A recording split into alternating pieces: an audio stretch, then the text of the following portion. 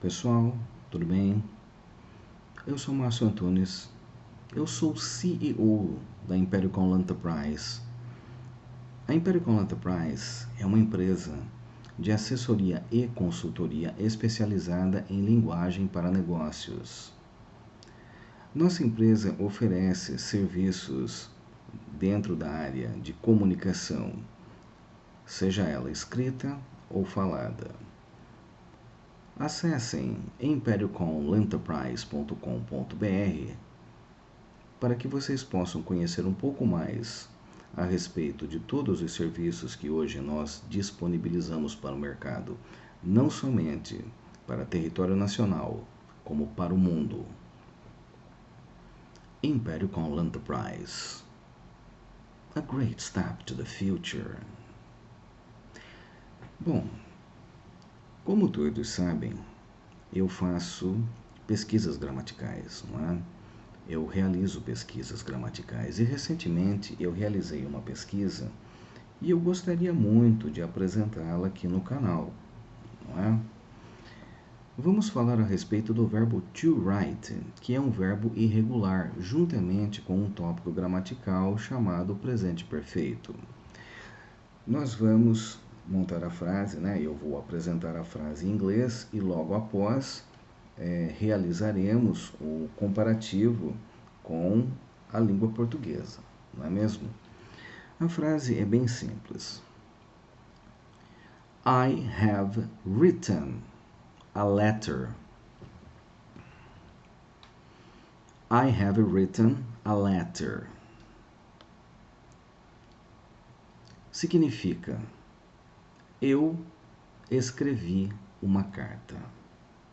Podemos traduzir desta maneira. Agora, calma. Vamos observar a estrutura com um pouquinho mais de detalhe, tá? Written é o particípio passado do verbo to write.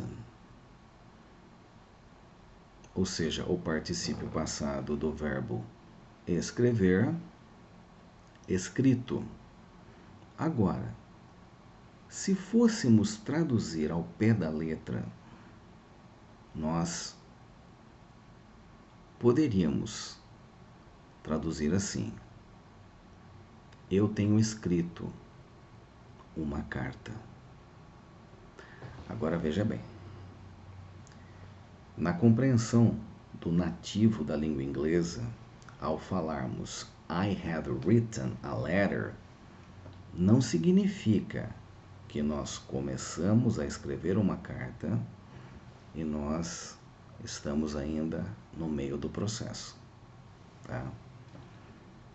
É bem interessante esta linha de raciocínio, porque neste caso, ao falarmos I have written, subentende-se que a ação já aconteceu e agora nós estamos falando do resultado da ação praticada, ou seja, a carta escrita. É assim que o nativo da língua inglesa vai entender. Ele não vai entender eu tenho escrito, como quem diz, eu comecei a escrever e eu ainda não terminei, ou eu comecei a escrever e não parei mais, como quem diz, eu faço isso de forma frequente. Não, não é isso que acontece. Pelo menos na compreensão do nativo da língua inglesa, não. Portanto, o comparativo com a língua portuguesa agora é bastante interessante, para você saber exatamente o que você está falando e o que supostamente será entendido por quem não fala a língua portuguesa. Portanto, essa estrutura, tá? I have written a letter, mostra não só a ação, ele mostra o efeito da ação, porque na verdade só existe o efeito após a ação trabalhada, certo? Portanto, o presente perfeito com este verbo de ação mostra que uma ação foi praticada, foi encerrada e agora nós estamos falando do resultado, que é a carta que antes não existia, agora passou a existir porque uma ação foi trabalhada. Olha que interessante. E agora um outro comparativo também com a língua portuguesa que eu acho bastante interessante é que ao falarmos I have written a letter, entendeu? Eu escrevi. Então, olha que interessante. Nesse aspecto, a maneira como vamos traduzir é como uma ação foi trabalhada, foi encerrada e produziu agora o quê? Um resultado. Portanto, no comparativo da língua portuguesa, você pode traduzir agora para o pretérito perfeito. Então, não teria como não, digamos assim, não faria sentido se você traduzisse eu escrevia uma carta utilizando o presente perfeito, não. Então agora, utilizando o presente perfeito, você faz o comparativo com a língua portuguesa traduzindo para o pretérito perfeito, ou seja, eu escrevi uma carta. E agora nós estamos falando do efeito e não da ação praticada. Olha que interessante. Olha como é interessante essa questão que eu venho levantando já há alguns anos, de que o português ele interfere diretamente na tua linha de raciocínio. Muitas vezes as pessoas falam, puxa, eu acho que eu não devo estudar português para falar o inglês corretamente. Eu respeito isso. Mas na minha humilde opinião, eu acho que você deveria sim estudar português para que você possa ter fluência na língua inglesa. Tá? E uma coisa também que eu acho interessante é que nós também podemos dizer que a letter é o objeto direto do verbo to write. I have written. I have written what? I have written a letter.